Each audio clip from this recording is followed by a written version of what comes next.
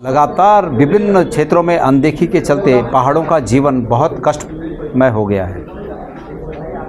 और जहाँ तक वन्य जीव और मानव संघर्ष का प्रश्न है, हमने पहले भी कहा कि सरकार के पास कोई योजना नहीं है। हमने सरकार को योजना बताई भी कि इसका हल क्या है, लेकिन सरकार के पास उससे बड़ी बात यह है कि इच्छा शक्ति नहीं है। सरकार कुछ करना नहीं चाहती, और जब तक सरकार कुछ करना नहीं चाहती तो हल क्या निकल सकता है। हम सरकार को घेरने का काम करते हैं, हम सरकार को रास्ता बताने का काम करते हैं, लेकिन सरकार अगर उचित इच्छा शक्ति को जागृति नहीं होती सरकार की, तो ऐसी सरकार को तो पदों पर बने रहने का, सत्ता में बने रहने का कोई अधिकार नहीं है। जितनी जल्दी हो सरकार त्यागपत्र दे, हटे इस उत्तराखंड से और आगे के लिए मार्ग प्रशस्त करे कि लोग अपने मन अनुरूप सरकार चुन सके।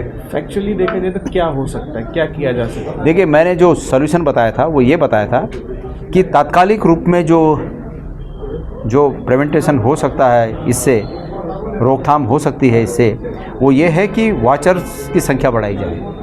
प्रत्येक गांव में वन मित्र के नाम से 5-7 लोगों को डिप्यूट किया जाए, जो गांव के नज़दीक देखरेख रखें कि भाई जंगली जानवर आना कहीं मतलब आ तो नहीं रहे। आजकल टेक्नोलॉजी बहुत उम्दा स्तर की है, उनको टेक्नोलॉजी के माध्यम से जैसे ड्रोन हो गए या सीसीटीवी कैमरा हो गए, उनको लगाने की व्यवस्था की जाए। इस तरह के तात्कालिक तो ये व्यवस्थाएं हो सकती हैं। गांव में भी अवेयरनेस बढ़ाई जाए कि भाई जहाँ भी, जैसे कि मैं अपने तमाम सोशल मीडिया के माध्यम से लोगों से कहता हूँ कि बहुत अर्ली मॉर्निंग और शाम को अकेले न जाएँ, महिलाएं अकेले न जाएं, बच्चों को अकेले न छोड़ें, जाएं तो 5-7 के ग्रुप में जाएं।